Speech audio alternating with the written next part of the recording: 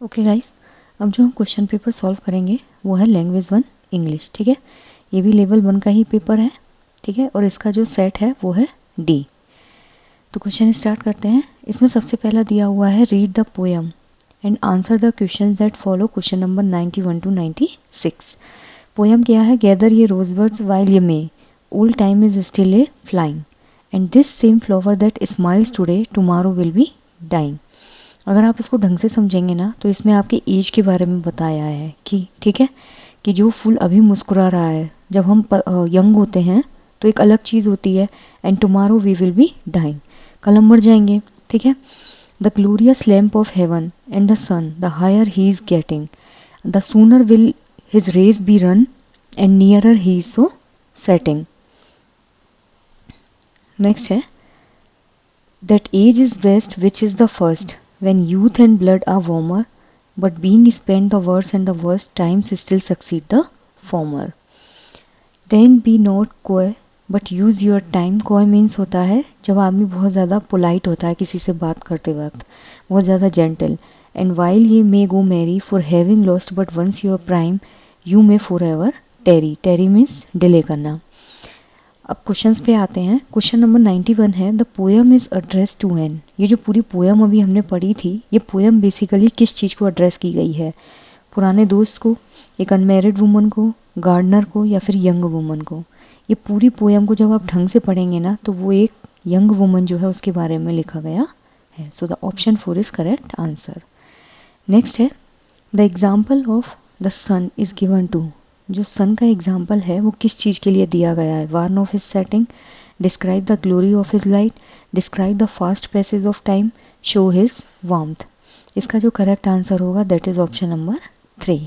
ठीक है, जो समय है वो कितनी जल्दी जल्दी निकलता है उसको वो डिस्क्राइब करता है, the fast passage of time.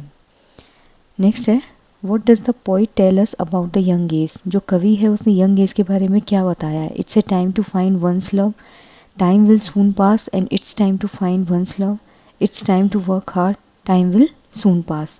इसका जो करेक्ट आंसर होगा दैट इज ऑप्शन नंबर 2, कि जो समय है वो बहुत जल्दी निकल जाएगा, इसलिए ये टाइम है कि आप किसी के प्यार को ढूंढ सकें। ठीक है, नेक्स्ट क्वेश्चन है क्वेश्चन नंबर 94।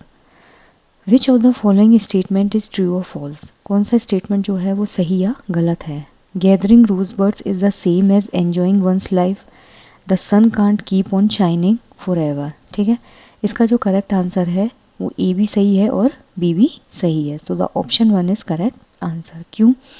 क्योंकि जो सन है वो हमेशा शाइनिंग नहीं कर सकता। कैसे? आप हमेशा यंग बने नहीं रह सकते।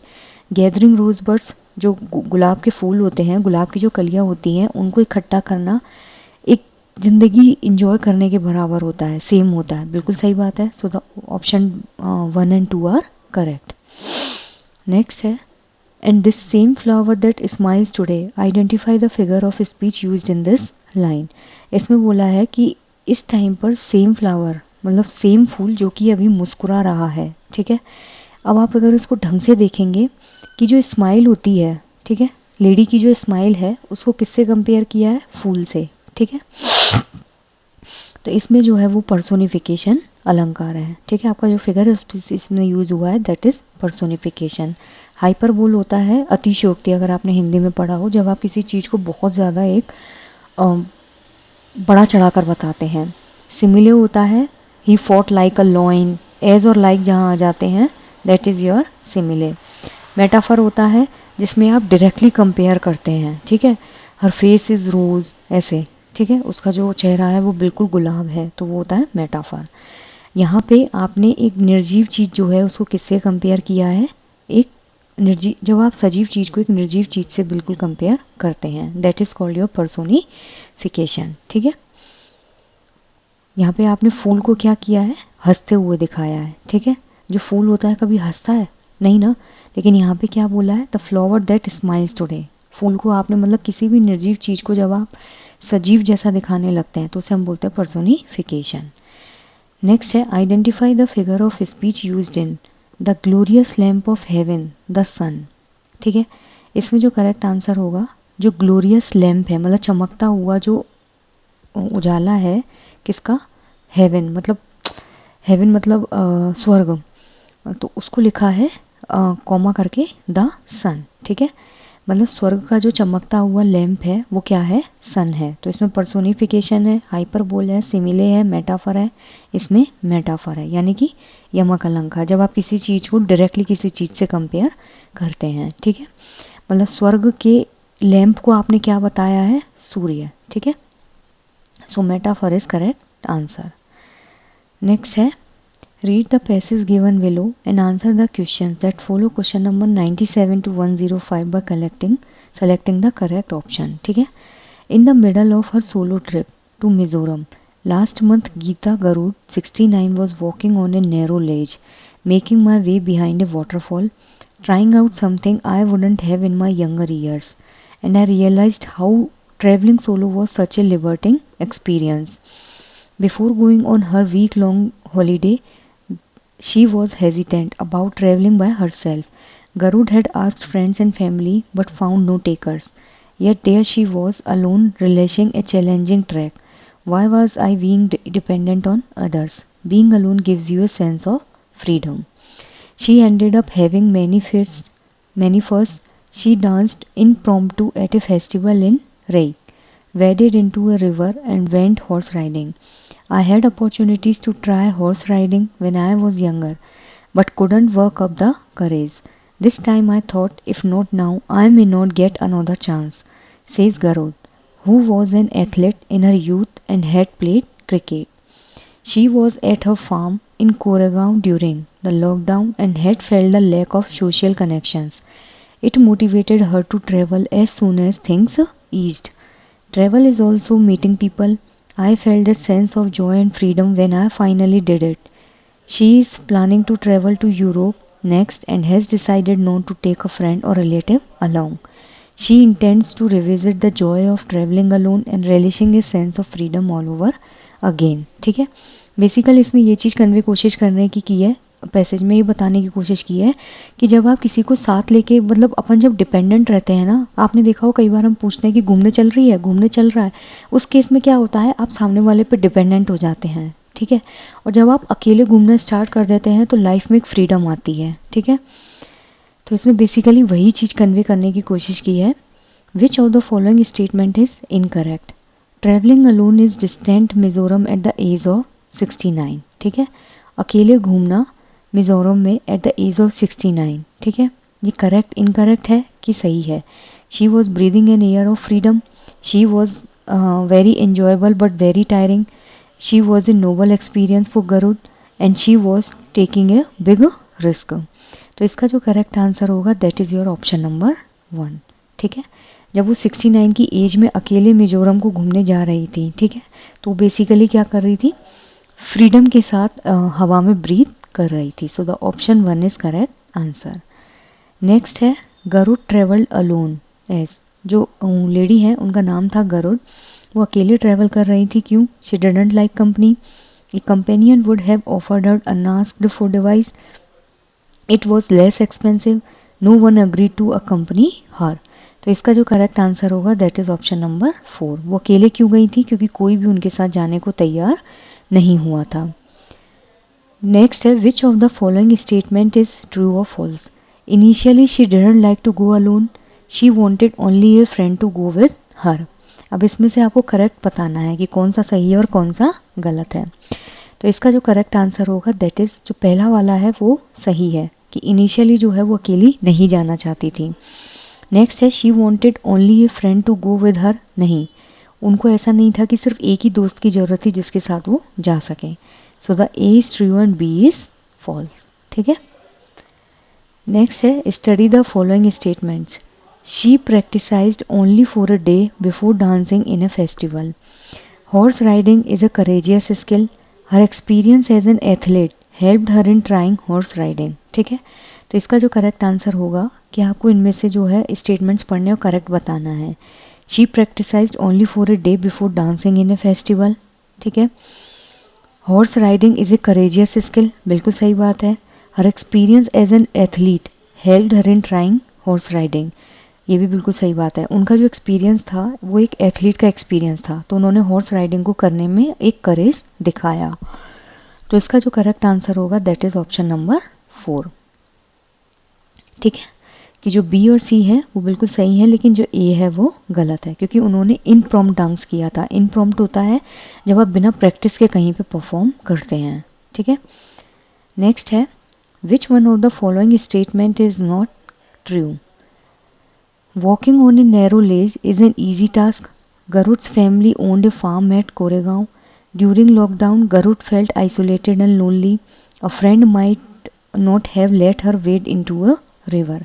तो इसका जो करेक्ट आंसर होगा दैट इज ऑप्शन 1 ट्रू, कि इनमें से कौन सा स्टेटमेंट जो है वो सही नहीं है। जो नैरो लेज होता है उस पर वॉक करना एक इजी टास्क है, नहीं। जब आप सकरी उस पर चलते हैं, पगडंडी टाइप से जो होती है, वो एक इजी टास्क होता है, नहीं। गरुड़ की जो फैमिली है उनका एक फार्म था कोरेगांव में, बिल्कुल सही बात है। लॉकडाउन के दौरान गरुड़ जो है वो आइसोलेट और अकेली हो गई थी, बिल्कुल सही बात है। A friend might not have let her wade into a river, जो फ्रेंड है वो शायद उनको नदी में डुबकी नहीं लगाने देती। तो इसका जो करेक्ट आंसर होगा that is option number 1। Next है 102। And I realized how travelling solo was. The underline expression is in clause, adjective clause, adverb clause, principal clause and noun clause. ठीक है, तो इसका जो करेक्ट आंसर होगा and I realize, और मैंने ये रियलाइज़ किया कि जो सोलो ट्रैवलिंग थी वो कैसी थी। तो यहाँ पे जो ये चीज़ इन्होंने मेंशन की है वो पूछा है कि ये कौन सा क्लॉज है। तो इसका जो करेक्ट आंसर होगा that is your principal clause. Next है 103। Garud had asked friends and family but found no takers. The underline word is an conjunction, interjection, noun और प्रोनाउन। इसमें बोला है कि जो गरुड़ है उसने अपने फ्रेंड्स और फैमिली से पूछा, लेकिन किसी ने भी उसको ज्वाइन नहीं किया।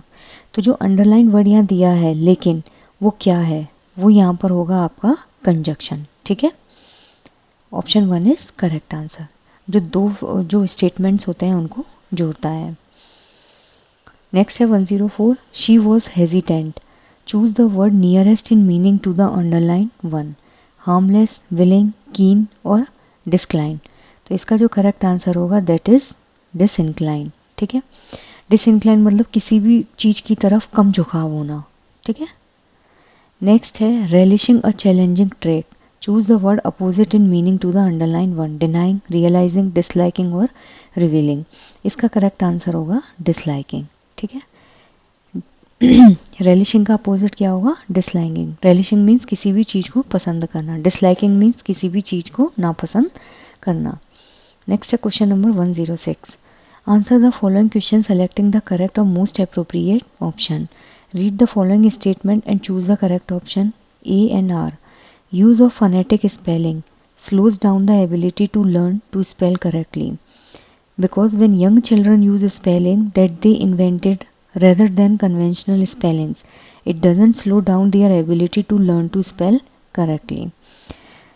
इसका जो करेक्ट आंसर होगा कि जो फनेटिक स्पेलिंग्स होती हैं, यानी कि ध्वन्यात्मक वाली जो स्पेलिंग्स होती है, उनका यूज़ बच्चे को करेक्टली चीज़ों को याद करने की जो एबिलिटी होती है उसको धीरे कर देता है। ठीक है, क्यों? क्योंकि जो यंग बच्चे होते हैं वो स्पेलिंग यूज़ करते हैं दैट दे इन्वेंटेड, जो वो खुद खोज करते हैं, मतलब खुद अपने तरीके से बनाते हैं, रेदर देन कन्वेंशनल। कन्वेंशनल मतलब जो परंपरागत होती है, यानी कि जो चली आ रही हैं।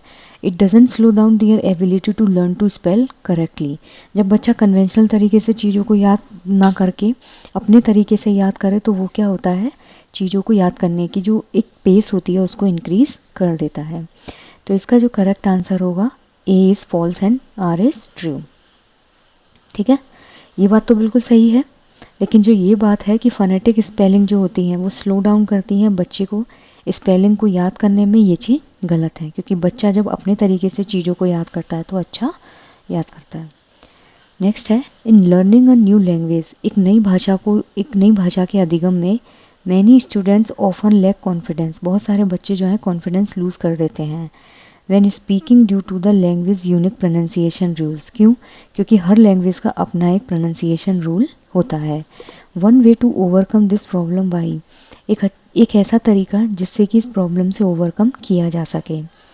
Conducting special speech therapy with a counsellor and practice through drills. एक स्पेशल स्पीच थेरेपी जो है उसको कंडक्ट करवाओ एक काउंसलर से और प्रैक्टिस ड्रिल्स के थ्रू, ठीक है। मतलब एक काउंसलर अरेंज करो और बच्चों से अभ्यास करवाओ, ड्रिल्स में प्रैक्टिस करवाओ, और काउंसलर जो उनको काउंसिल कर सके। Correcting errors when ever they happen, जब भी कोई बच्चा गलती कर रहा है उसको उसी टाइम करेक्ट कर दो। Letting children read aloud in class, बच्चे को क्लास में जोर जोर से बोलने दो। Using game like activities that require verbal interaction in the classroom, जो गेम के जैसी एक्टिविटीज़ होती हैं वो क्लास में करवाओ, जिसमें बच्चा क्लास में क्या करे, वर्बल इंटरेक्शन कर सके। तो इसका जो करेक्ट आंसर होगा दैट इज़ ऑप्शन नंबर 4, ठीक है। जब भी आप कोई नई भाषा सीखते हैं तो उस भाषा को सीखने में क्या होता है, आपको एक प्रॉब्लम फेस करनी पड़ती है। क्या? लेट्स सपोज अगर आपको स्पेनिश सीखनी है तो स्पेनिश भाषा को बोलने का अपना खुद का एक प्रोनाउंसिएशन रूल है। तो इस प्रॉब्लम से ओवरकम करने के लिए हम क्या करेंगे, गेम जैसी एक्टिविटीज़ क्लास में करेंगे, ठीक है। और जो वर्बल इंटरेक्शन होता है क्लास में उसको रिक्वायर करेंगे, ठीक है। जितनी ज़्यादा प्रैक्टिस करेंगे उतना अच्छा आप सीखेंगे। नेक्स्ट क्वेश्चन है 108, a teacher of class 3rd is presenting new vocabulary to the learners. Class 3 का जो टीचर है वो नई वोकेबलरी लर्नर्स को बता रहा है। Which one of the following is an effective way to present the new vocabulary, इनमें से कौन सा एक इफेक्टिव मेथड है नई वोकेबलरी जो है उसको प्रेजेंट करने के लिए। The teacher should try to explain a word's meaning in the situation in which it occurs, जो टीचर है वो क्या करे, एक वर्ड को एक्सप्लेन करे लेकिन एक ऐसे मीडियम में जहाँ पे वो वर्ड जो है वो एग्जिस्ट कर रहा है, ठीक है।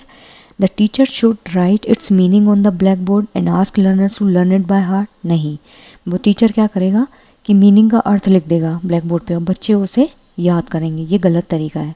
The teacher should tell them the antonym of word and give the meaning in their language, teacher क्या करेगा, उसका अपोजिट उनको बता देगा और फिर उनको अपनी लैंग्वेज में उनके जो अपनी खुद की भाषा में मीनिंग याद करने के लिए बोलेगा।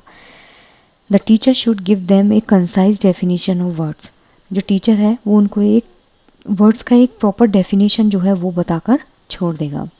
तो इसका जो करेक्ट आंसर होगा दैट इज़ ऑप्शन नंबर 1। इसमें क्या करेगा, टीचर सबसे पहले तो वर्ड को एक्सप्लेन करने की कोशिश करेगा, ठीक है, और उस वर्ड को उस सिचुएशन में यूज़ करेगा जिसमें वो अकर कर सकता है, ठीक है। लेट्स सपोज आप क्लास में कोई भी एक्टिविटी कर रहे हैं, ठीक है, आपस में बात कर रहे हैं या गेम खेल रहे हैं, तो उस सिचुएशन पे जो वर्ड वो आपको सिखाना चाह रहा है अगर वो उसी वर्ड को उस टाइम यूज़ करेंगे तो बच्चा क्या होगा, जल्दी सीखेगा। नेक्स्ट क्वेश्चन है question number 109, learning a language is a matter of, भाषा का जो अधिगम होता है वो एक मैटर है, प्रोडक्ट, स्किल, एक्विजिशन और प्रोसेस। जो भाषा अधिगम होता है वो एक स्किल होती है, ठीक है। तो 109 का जो करेक्ट आंसर होगा दैट इज 2, लर्निंग कभी भी प्रोडक्ट नहीं होता है। Match the ways of reading with that readers to, ways of reading what readers do, मतलब ये दिए गए हैं पढ़ने के तरीके और इनमें जो रीडर है वो क्या पढ़ता है, कैसे पढ़ता है। सबसे पहला है प्रिडिक्टिंग, ठीक है, सबसे पहला क्या है आपका predicting. They determine how writers feel based on how they write. Inferring attitude, they use parts of the text to help them understand unfamiliar lexis. Deducting meaning from context, they look at how the information is structured by noticing headlines or introductory phrases. Intensive reading, how the language is used in a piece of text. Identifying text organization, they use titles and pictures to give themselves ideas what about the text is about, ठीक है। तो इसका जो correct answer होगा that is option number 3, ठीक है। ए का 5th, B का 1, सी का 2, डी का 4th और ई का 3rd। कैसे होगा, प्रिडिक्टिंग क्या होता है, प्रिडिक्टिंग होगा आपका, इसमें क्या करते हैं टाइटल्स को यूज़ करते हैं, ठीक है, और जो पिक्चर्स होती हैं उनको यूज़ किया जाता है जिससे जो टेक्स्ट है उसके बारे में आप बच्चे को आइडिया दे सकें, ठीक है। ये क्या करते हैं, टाइटल यूज़ करते हैं, पिक्चर्स यूज़ करते हैं जिससे कि ये बच्चे को एक आइडिया दे सकें कि टेक्स्ट जो है उसमें वो क्या कन्वे करना चाह रहा है। तो ए का क्या होगा 5th, यानी कि प्रिडिक्ट करना।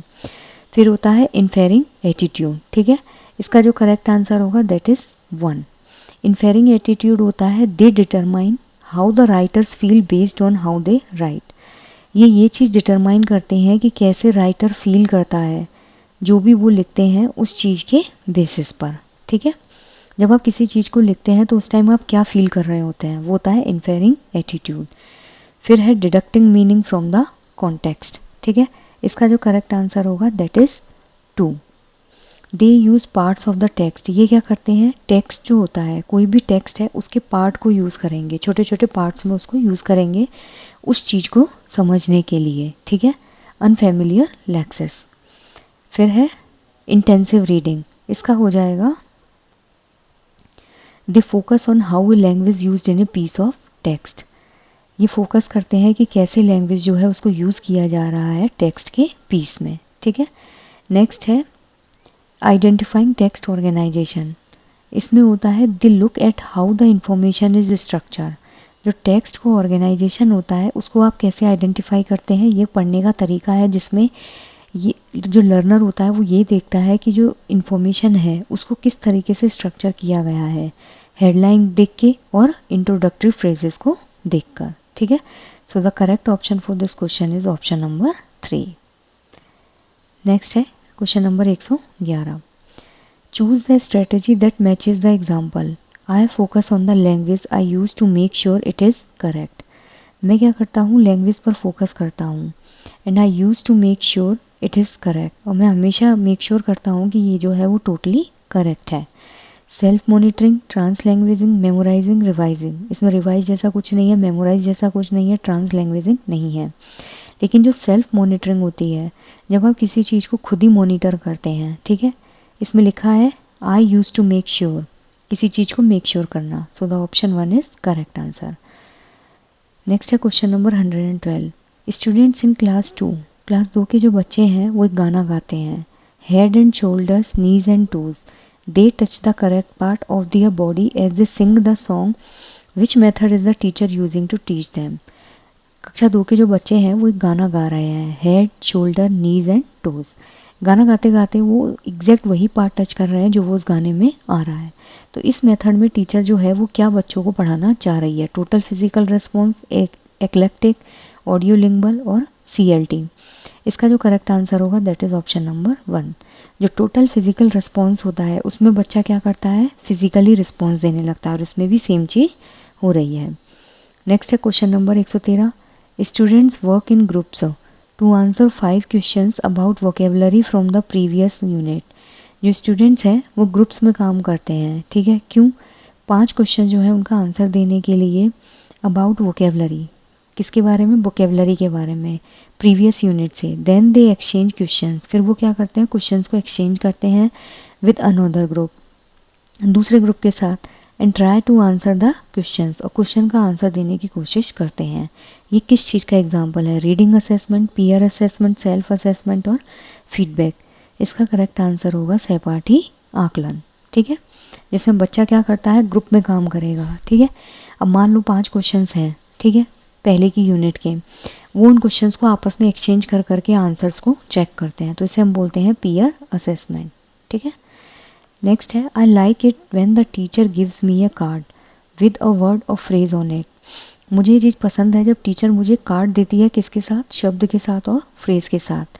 आई have to act it out for the rest of the class, मुझे क्या करना होगा, इस पर एक्ट करना होगा पूरी क्लास में, so that they guess the word, जिससे कि वो उस वर्ड को गेस कर सकें।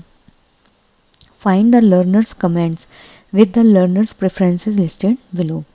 जो लर्नर का कमेंट है उसको फाइंड आउट करो, ये जो नीचे क्वेश्चंस दिए हैं, ऑप्शंस दिए हैं, उनमें से। I remember language well when I memorize the phrase from the card. नहीं, मैं क्या करता हूँ, भाषा को याद कर लेता हूँ अच्छे तरीके से जब मैं कार्ड से जो फ्रेजेस होती हैं उनको मेमोराइज करता हूँ, ये गलत आंसर है। आई रिमेंबर लैंग्वेज वेल, मैं भाषा को अच्छी तरीके से याद कर लेता हूँ व्हेन आई एम काइनेस्थेटिकली इन्वॉल्व, ठीक है। ये होता है जब आप किसी चीज़ में फिजिकली इन्वॉल्व हो जाते हैं। फिजिकली इन्वॉल्व मतलब यहाँ पे अगर आप सही से देखेंगे तो उसने बोला है I have to act it, उसको क्या करना था, ये चीज़ एक्ट करनी थी, ठीक है। जब आप किसी चीज़ को फिजिकली करके सीखते हैं और फिजिकली इन्वॉल्व होते हैं तो वो चीज़ क्या होती है, उसमें आप लर्नर जो होता है उसको अच्छे से एक्टिव रख के चीज़ों को अधिगम करवाते हैं। काइनेस्थेटिकली मतलब फिजिकली आप जब एक्टिव होते हैं। I remember language well when I see it, नहीं। I remember language well when I hear it, नहीं। तो इसका जो करेक्ट आंसर होगा that is option number 2। Next है question number 105. Read the following statements and choose the correct option. Assertion है और reason है. All children who enter school are competent language users according to their as.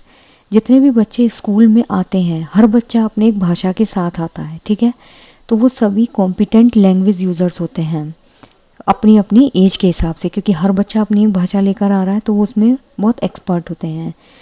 क्योंकि due to language and cultural diversity they are unable to demonstrate their abilities. क्योंकि जो language वो लेके आए हैं स्कूल में और जो कल्चर लेकर आए हैं उसकी वजह से क्लास में डाइवर्सिटी होगी, जिसकी वजह से वो अनेबल हो जाते हैं अपनी एबिलिटीज़ को डेमोन्स्ट्रेट करने में, यानी कि वो जिस चीज़ के लिए कैपेबल है उस चीज़ को दिखाने में वो अनेबल हो जाते हैं. अब आप ढंग से देखेंगे ना तो ए तो बिल्कुल सही है, लेकिन आर क्या है, गलत है. So the option 1 is correct answer. क्यों? क्योंकि हर बच्चा अपनी एक भाषा और अपनी एक संस्कृति को लेकर ही स्कूल में आता है, ठीक है, लेकिन वो लैंग्वेज और वो कल्चर कभी भी बैरियर नहीं होता है. आप उसको एक एज ए मतलब साधन की तरह अगर यूज़ करेंगे तो वो बच्चे के ग्रोथ में हेल्प करता है, ठीक है. नेक्स्ट क्वेश्चन है क्वेश्चन नंबर 116.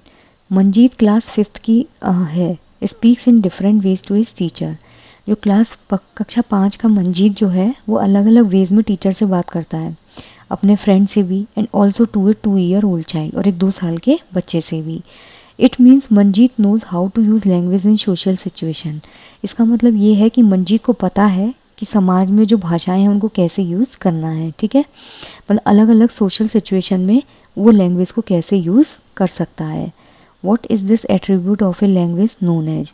तो ये जो लैंग्वेज है वो आप उसको किस चीज़ से जानेंगे, pragmatic, act of speech, naturalist और सिमेंटिक्स. इसका करेक्ट आंसर होगा प्रैग्मेटिक्स, ठीक है.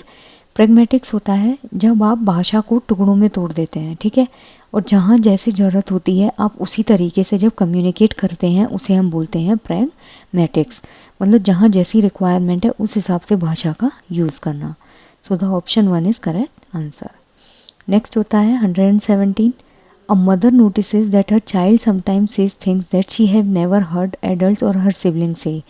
एक माँ जो है वो नोटिस करती है कि उसका बच्चा कभी कभी कुछ ऐसे वर्ड्स बोलता है जो उसने कभी भी नहीं सुने हैं अपने बड़े बच्चों से. शी इज़ कन्फ्यूज, वो कन्फ्यूज्ड है. As she believes that the child learns language by imitating people. वो ऐसा मानती है कि जो बच्चा है वो भाषा अधिगम तब करता है जब वो लोगों को फॉलो करता है, यानी कि उनको वो अनुकरण करता है अपनी फैमिली में एंड इमीडिएट सराउंडिंग, और जो भी आसपास के लोग हैं उनके थ्रू. हर बिलीफ रेजोनेट्स. उनका ये मानना कि बच्चा अनुकरण के द्वारा जो है वो भाषा को सीख रहा है. कंस्ट्रक्टिविटिज्म, मल्टीलिंग्वलिज्म, नेटिविज्म एंड बिहेवियरिज्म. इसका जो करेक्ट आंसर होगा दैट इज ऑप्शन नंबर 4. जो बिहेवियरिज्म होता है उसमें बच्चा क्या करता है, व्यवहारवाद जो है उसमें बच्चा अनुकरण करके सीखता है. अगर आपको स्किनर का प्रिंसिपल पता हो तो उसमें उन्होंने ये बात बोली भी थी, ठीक है, कि बच्चा जो है वो दूसरे को फॉलो करके ही चीज़ें सीखता है. तो आप कई बार कुछ ऐसी चीज़ें भी सीख जाते हैं जो आपने पहले कभी नहीं की होती. So the option 4 is correct answer. Next है the set of skills that develop before children begin formal reading instruction. जो स्किल्स का पूरा एक सेट होता है वो डेवलप होता है before children begin formal reading instruction. बच्चा जो फॉर्मल रीडिंग करता है उससे पहले ही. Which provide the foundation for later academic skills. जो कि एक बेस तैयार कर देता है बच्चे की अकेडमिक स्किल्स के लिए. इसको हम क्या बोलते हैं, emergent properties, emergent literacy, emergent solution और इमर्जेंट करिकुलम. इसका करेक्ट आंसर होगा इमर्जेंट लिटरेसी, ठीक है. इसमें क्या करते हैं, बच्चा पहले से ही अपना एक बेस तैयार कर लेता है जिससे कि जो उसकी आगे की एजुकेशन है उसमें उस लैंग्वेज को लेकर के वो प्रॉब्लम फेस ना करे. नेक्स्ट है question number 119. A grandmother loves to read out stories from the books to young children at home. जो ग्रैंड मदर है उनको बुक्स पढ़ना बहुत पसंद है, स्टोरीज पढ़ना जो यंग बच्चे होते हैं उनकी बुक्स से. And in this way exposes them to books. और वो क्या करती हैं, बुक्स को सारी चीज़, मतलब उस केस में वो एक्सपोज होती हैं बुक्स के लिए. And new ideas and the children are actively engage in this process. और जब दादी इन्वॉल्व होती हैं, मतलब ग्रैंड मदर इन्वॉल्व होती हैं, तो उस केस में क्या होता है, बच्चे एक्टिवली अपने आप को इन्वॉल्व करते हैं. इस टेक्निक को जानते हैं dialogic reading, allowed reading, model reading और शेयर्ड रीडिंग. इसका करेक्ट आंसर होगा डायलॉजिक रीडिंग। ठीक है, डायलॉजिक रीडिंग होती है जिसमें आप एक सीनियर सिटीजन की हेल्प से, ठीक है, अपने आप को एक्टिव रखते हुए नए नए आइडियाज़ जब देते हैं, ठीक है, और आप खुद को जितना ज़्यादा एक्टिवली इंगेज कर सकते हैं, that is called your dialogic reading. नेक्स्ट है 120, an approach to teaching reading that starts with basic elements like letters and phonemes. एक बेसिक टीचिंग जो होती है वो स्टार्ट होती है किससे? लेटर और फोनेम से। That and teaches children that phonemes can be combined into words. और ये बताता है कि बच्चे फोनेम्स को कैसे वर्ड्स में कन्वर्ट कर सकते हैं। Before moving on to reading, पढ़ने से पहले सबसे पहले आपको क्या सीखना पड़ेगा? फोनेम सीखना पड़ेगा, यानी कि स्वर। स्वर के बाद क्या आप बनाएंगे? वर्ड्स बनाएंगे, ठीक है, और वर्ड्स के बाद क्या बनाएंगे? आप रीड करना स्टार्ट करेंगे। ठीक है, सबसे पहले आपने क्या पढ़ा होगा? ए एज एन एप्पल। फिर आपने क्या बनाया? एन। एन के बाद आपने क्या बनाया? An approach to teaching reading. तभी तो आप पढ़ना सीखे। तो ये होल लैंग्वेज अप्रोच है, स्ट्रक्चरल अप्रोच है, टॉप डाउन अप्रोच है और बॉटम अप अप्रोच है। इसका करेक्ट आंसर होगा bottom up approach. Bottom up मतलब जब आप नीचे से ऊपर की तरफ जाते हैं। ठीक है, कैसे? सबसे पहले आपने सबसे छोटा सीखा, फिर आप वन सीखे। सबसे पहले आप स्वर सीखते हैं, फिर आप वन सीखेंगे, वन से आप शब्द सीखेंगे, शब्द से आप वाक्य सीखेंगे। ठीक है, so the option 4 is correct answer. I just hope कि आपको ये चीज़ें क्लियर हुई हों। कोई भी डाउट हो कमेंट सेक्शन में पूछिए। Thank you.